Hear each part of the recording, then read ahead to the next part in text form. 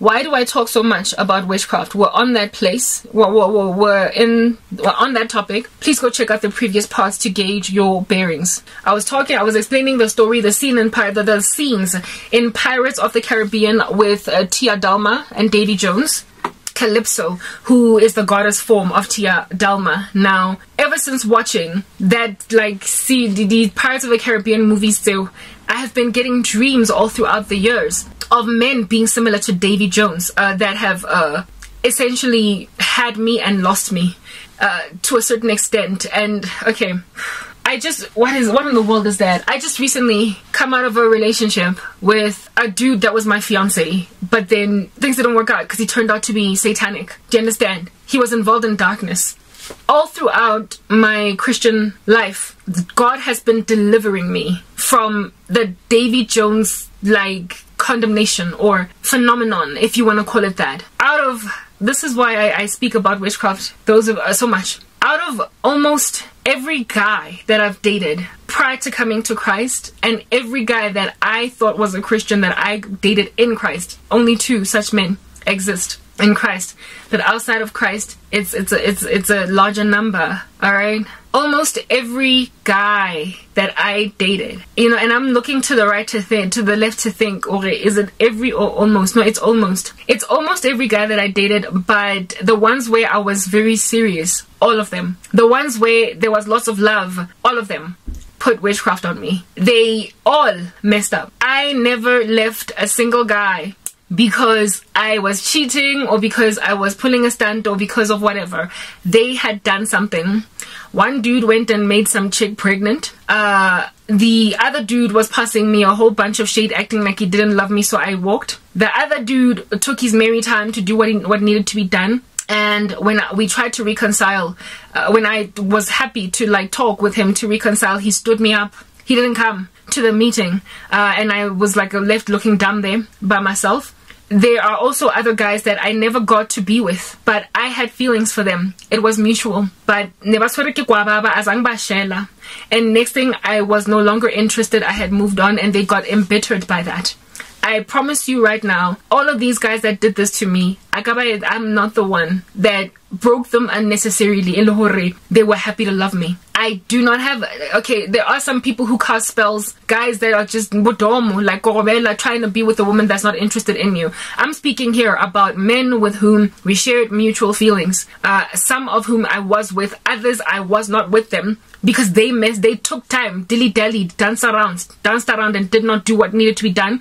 And by the time they woke up and realized they lost a good thing, they became Davy Jones. Davy Jones in Pirates of the Caribbean is this dude that is upset, mad, angry because love went wrong.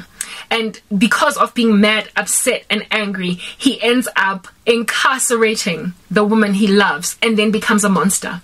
I have had dreams of Davy Jones, guys, ever since I watched Pirates of the Caribbean, The Dead Man's Chest. The Lord has described my exes as Davy Jones to help me understand the height of regression, the height of moral turpitude that they walk in because of the severity of love. The last batch of videos that I did in a testimony, I was speaking about how romantic love is the most poignant of all, to a point where the Lord describes his relationship with the church as such. He is our groom and we are the bride. Because of the amount of jealousy that dwells in that love, when it goes wrong, it produces criminals of passion.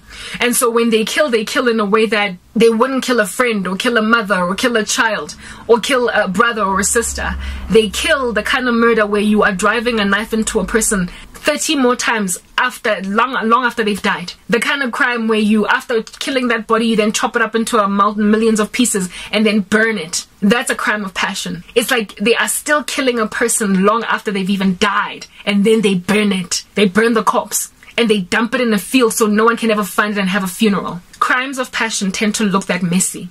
It's not just a clean bullet in the head. It's 20, 30 bullets, live rounds, and the guy is still shooting long after the ammunition is finished in the gun. The way he's so angry. Because of romantic love gone wrong, I have a whole bunch of dudes unleashing or releasing live rounds into my body, and they are still shooting even after their guns are empty. This is an important thing to highlight, Because currently in South Africa, there is a real bad problem with gender-based violence, with femicide, with murders of women. And this thing is spiritual. In this nation, there is a massive problem with violence against women. And there are many women that are currently calypso, and they don't know it. You don't have to be a Karabo Mokwena or a Doli Shabalala or a, like, no, it wasn't a crime of passion. It was just some, like, perverted guy. But who is this other girl? Oh, lady, Pangindawo. You don't have to be a lady for real, where now we've attended your funeral, you are 6 feet under because your man killed you. You just need to be with a man that is too much of a coward to murder you physically. And he doesn't want to trend on Twitter under hashtag am I next. He doesn't want to be Sandile, Manswe, or Ntutugo Shoba. He wants to still walk up and down the aisles of corporate South Africa being respected as a man, while there being a cadaver still in the ground of an ex-girlfriend because she left him.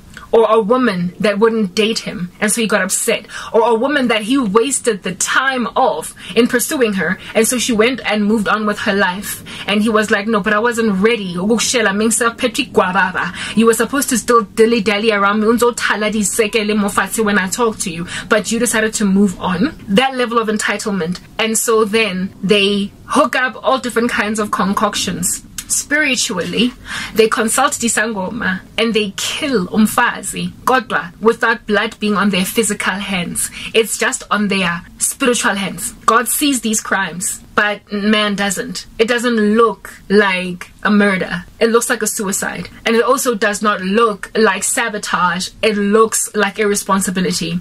It looks like the girl just like one day decided to ram her head into the wall and lose her mind in being irresponsible.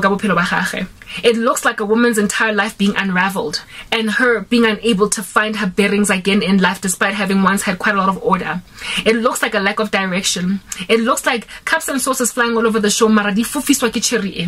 The woman is essentially a puppet under the string of a man that has made sure that there are parameters within which you cannot escape, outside of which you cannot escape.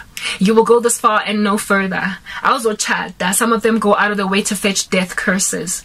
Well, the lady who asked me, why do you talk so much about witchcraft? That is why. Women and men, I guess. But right now, the Lord has shown me the issue with Davy Jones, right? So I shall say to women, they don't know that there is a cancer in their body that they are not cured from, that they are not getting the right help from. They have not met an oncologist to diagnose them. And I am here to help them get to the doctor so they can get an early detection of this disease so we can start to get them on chemotherapy or sign. Next part.